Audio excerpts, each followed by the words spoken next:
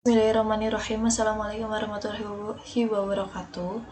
Perkenalkan, nama saya Navita Sari. Di sini saya akan menjelaskan rangkuman dari sistem manajemen basis data bagian teori. Yang di pertemuan pertama yaitu ada konsep big data. Jadi ketika kita bermain sosial media di era sekarang ini, banyak sekali yang terjadi pengiriman data melalui sosial media. Fakta big data selanjutnya itu di Amerika Serikat. Jadi server itu adalah komputer yang digunakan dalam menyimpan data. Server dalam jumlah besar untuk big data membutuhkan data center. Perusahaan prosesor Intel merupakan penggunaan server terbesar karena itu merupakan salah satu perusahaan IT yang besar bertaraf internasional.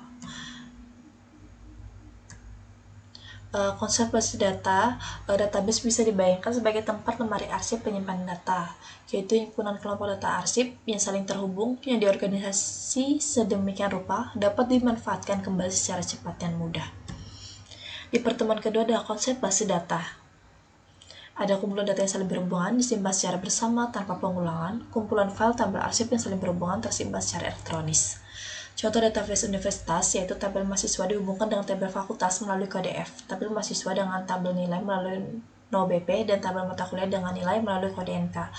Lalu ada database penjualan, tabel barang dihubungkan dengan tabel pemasok melalui kode pemasok, tabel barang dengan tabel transaksi jual melalui kode barang, dan tabel pelanggan dengan tabel transaksi jual melalui kode pelanggan. Di pertemuan ketiga ada konsep database management system. Menurut Choi, adalah kumpulan informasi bermanfaat yang diorganisasikan ke dalam tata cara yang khusus. Data itu merupakan fakta atau nilai. Data selanjutnya diolah diproses. Data yang telah diproses akan membentuk sebuah informasi.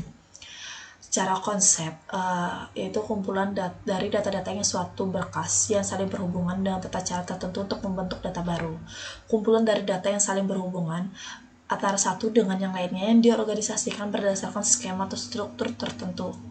Ada hierarki DBMS, yaitu bermula dari field atau record. Belajar dari satuan bit itu disebut byte, kumpulan dari byte disebut field. Kumpulan field dan record membentuk tabel contoh, tabel mahasiswa, tabel nilai, tabel KRS, dan sekumpulan terkumpul dalam database. Data dalam basis data bersifat interactive dan shared. Interactive yaitu terpadu, shared yaitu berbagi. Di pertemuan keempat, ada konsep SMBD. Kegunaan utama sistem basis data agar user mampu menyusun suatu pandangan abstraksi data. Database Management System DBMS yaitu berisi kumpulan data yang saling berinteraksi dengan set program untuk mengakses data tersebut. Manfaatnya itu mengorganisasi dan mengolah data, membantu melindungi data, memudahkan dalam pengambilan kembali data. Keunggulannya itu kepraktisan, kecepatan, mengurangi kejenuhan kekinian. Pertemuan kelima, arsitektur DBMS memiliki karakteristik yaitu merupakan kumpulan data yang disimpan bersama tanpa mengganggu satu sama lain atau membentuk rangkaian data. Kumpulan data dalam database dapat digunakan oleh program aplikasi secara optimal. Penambahan data baru, modifikasi, dan pengambilan kembali dari data dapat dilakukan dengan mudah dan terkontrol. Arsitektur DBMS adalah arsitektur data, sumber bisnis di lingkungan basis data, sistem informasi membuat aplikasi agar dapat mengakses data secara fleksibel. Arsitektur data bisnis, bagaimana bisnis bisa berkembang dan menggunakan file atau database untuk menyimpan semua data. Database arsitektur, teknologi database engine, database utility, alat cache. Pertemuan ke-6, sistem basis data terdistribusi. Struktur basis data.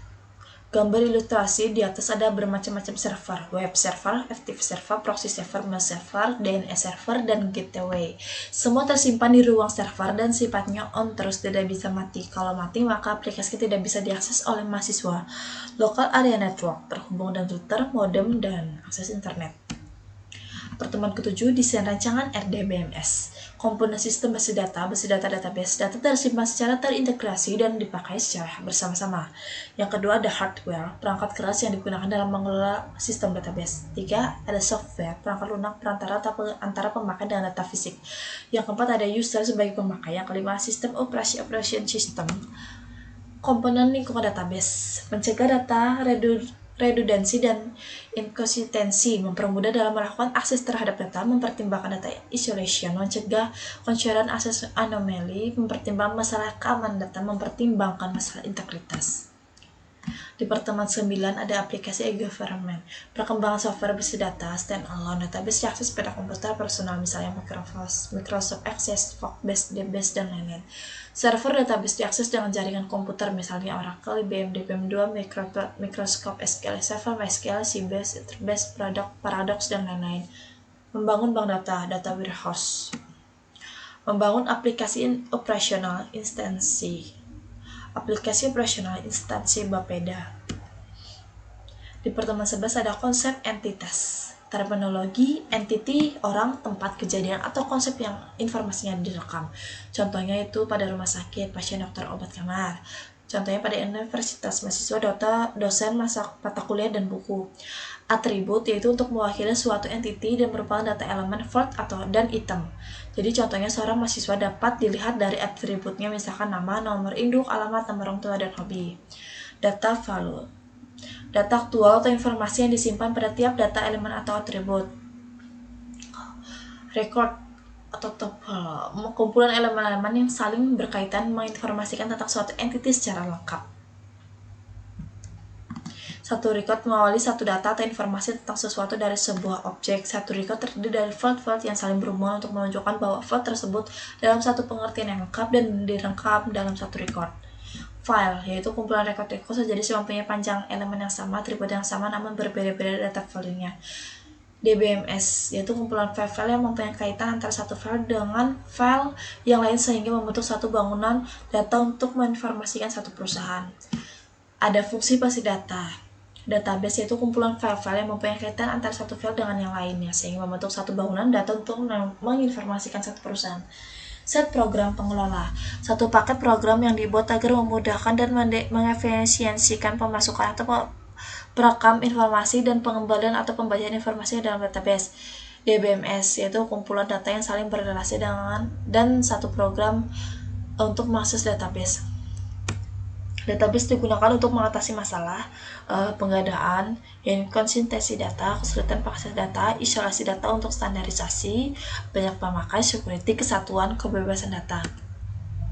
Di pertemuan ke-13 ada data manipulation language, paket bahasa SQL. DML yaitu bahasa yang memperbolehkan pemakaian untuk akses atau manipulasi data yang telah diorganisasikan sebelumnya dalam database. Query, pernyataan yang digunakan untuk mengambil informasi. DDL, bahasa khusus mendefinisikan pola atau skema database. Pertemuan 14 ada konsep database relasional. Pada model relasional, si data akan disebar atau dipilah ke dalam berbagai tabel atau dua dimensi. Setiap tabel selalu terdiri atas lajur mendatar yang disebut basis data, row record, dan lajur vertikal yang biasa disebut dengan kolom atau field. Keuntungannya itu bentuknya sederhana, mudah melakukan berbagai operasi data. Istilahnya yaitu relasi, atribut, tuple, record, domain, derajat, kardinality. Pertemuan 15 ada RD, yaitu merupakan notasi grafis dalam pemodelan data konseptual yang mendeskripsikan hubungan antara penyimpan. Digunakan untuk memodelkan struktur data dengan hubungan antar data. Kardinalitasnya yaitu menunjukkan jumlah maksimal entitas yang dapat berrelasi dengan entitas pada himpunan entitas yang lain, yaitu one to one, one to many, many to one, many to many. Terima kasih, mohon maaf jika ada salah kata. Wassalamualaikum warahmatullahi wabarakatuh.